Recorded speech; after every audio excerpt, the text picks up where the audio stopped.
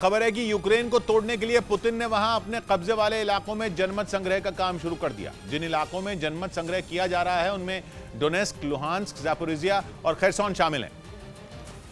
और मतदान के बाद यह तय होगा कि यूक्रेन के ये चारों इलाके रूस में शामिल होंगे या नहीं।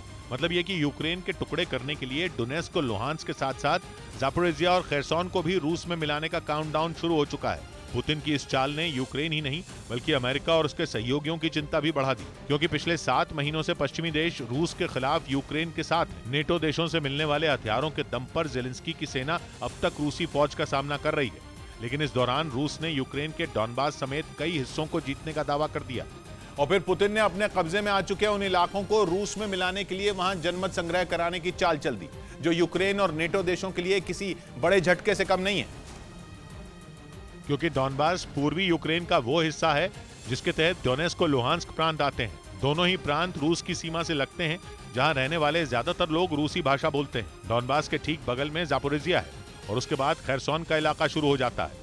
रूस का दावा है कि डोनेस्क, लुहांस्क और खैरसॉन पर पूरी तरह से उसका कब्जा है, जबकि ज़ापोरिजिया का एक बड़ा हिस्सा उसकी सेना ने जीत लिया है।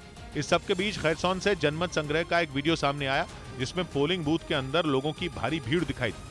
इस दौरान कई लोग अपना वोट डालते भी नजर आए और बताया गया कि खैरसॉन की तरह ही डोनेस्क, लुहांस्क और ज़ापोरिजिया में भी मतदान करने के लिए बड़ी संख्या में पोलिंग बूथ बनाए गए। वोटिंग के दौरान कोई परेशानी न हो, इसके लिए वहां रूस ने सुरक्षा के पुख्ता इंतजाम भी किए हैं और इस जनमत संग्रह में लोग बढ़ चढ़कर हिस्सा ले रहे हैं। खबर है कि इन चारों इलाकों में 5 दिनों तक यानी 27 सितंबर तक मतदान होगा। रूस का दावा है कि जनमत संग्रह का मकसद ये पता लगाना है कि इन इलाकों के लोग रूस में शामिल होने के पक्ष में हैं या नहीं। माना जा रहा है कि जनमत संग्रह रूस के पक्ष में ही आएगा और दावा किया जा रहा है कि अगले हफ्ते पुतिन डोनेस्क, लुहांस्क, ज़ापोरिजिया और खैरसॉन को रूस में मिलाने का बड़ा ऐलान कर सकते हैं। हालांकि यूक्रेन और उसके सहयोगी इसे अवैध बता रहे हैं। आरोप है कि पुतिन ये सब इसलिए कर रहे हैं ताकि जब वापस इन इलाकों को हासिल करने के लिए यूक्रेन की सेना हमला करे तो इसे रूस पर हमला बताया जा सके। और तो और इस जनमत संग्रह से पहले मतदान वाले इलाकों में 3 लाख रिजर्व सैनिकों की तैनाती के पुतिन के ऐलान को भी इसी प्लान का हिस्सा माना जा रहा है।